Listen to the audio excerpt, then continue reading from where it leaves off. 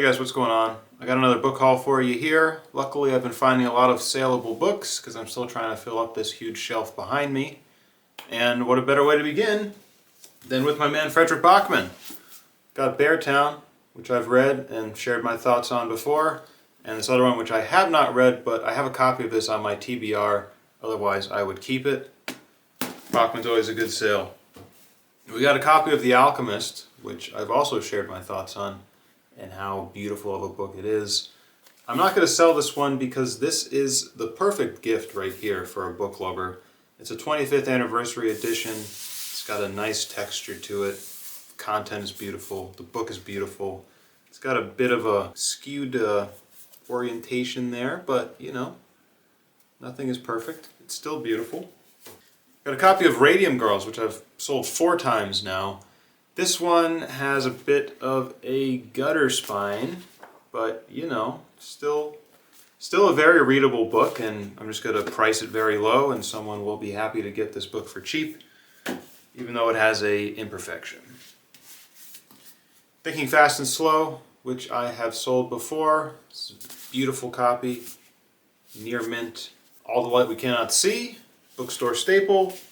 Where the Crawdads Sing, bookstore staple.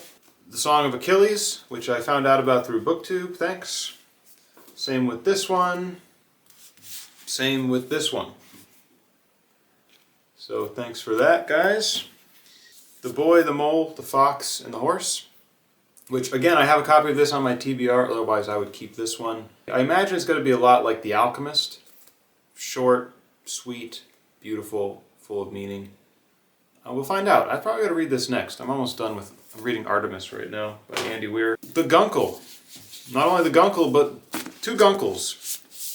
I remembered this cover from when I was working part-time at the library, and I'm realizing now it's a great synergy to be working at a library and doing this, because all the new books the covers get stuck in your head, so you can point out, oh, that came out this year, or like that came out last year, which is a big indicator that it will sell. The Guncle being no exception. Should be some good sales there. We got like an office book guide, and you will never guess which character of The Office wrote this book. Which one do you think? Take a guess. I'll give you a second.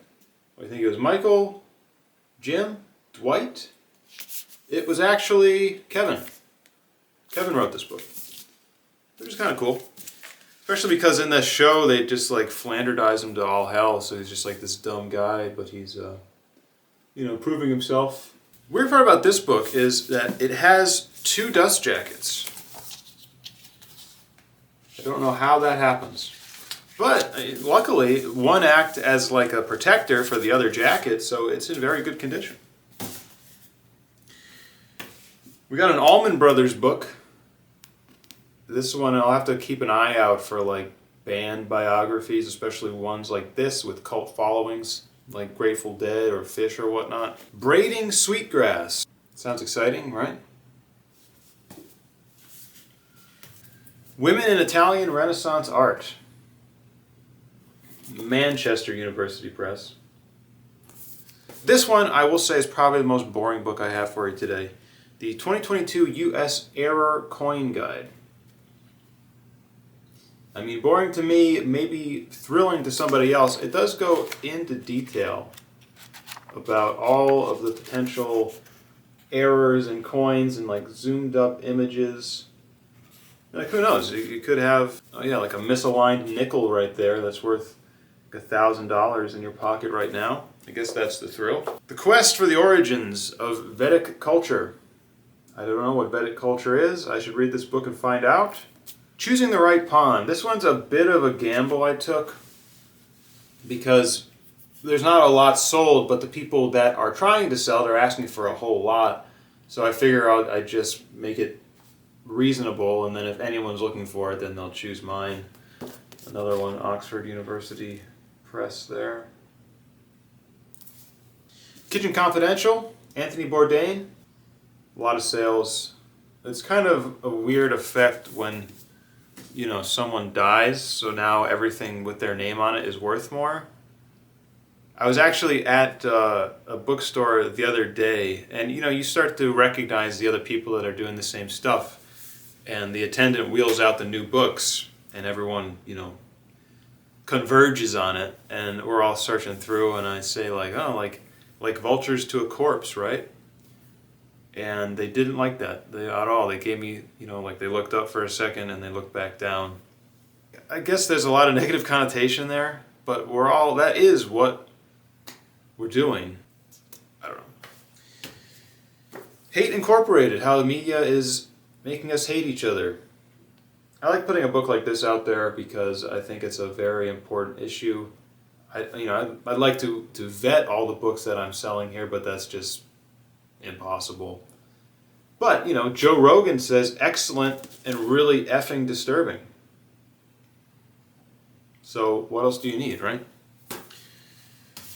In Search of Dracula. This was a cool one. And this one, I like the full life cycle here. It started at Borders. Then it went to Salvation Army. Then it found its way to Goodwill. And now it's found its way to me. And hopefully it will find its way to somebody else. Beautiful. This one's kind of strange. It's just called Her. Her. And I was flipping through it. It's just a bunch of women's poetry. But I think that there's a big market for this. If people had this handy when they were making comments on each other's Instagram posts, or just giving them tidbits of information. When your friend breaks up with someone, and you're giving them all the there's plenty of fish in the sea, or they didn't deserve you, or whatever. There's some more spice to be had. You will never be worthy enough to someone who isn't worthy of you. Sounds a little better, right? Her love won't be enough for just any man. You're priceless, not a dime. Never exchange yourself for dollars. Interesting one. Perfect people are just good pretenders and exceptional liars. To ask her to be perfect is to ask her to be those. I mean, as someone that struggles with perfectionism, I see what you're saying, but I don't know if I really agree with that fully.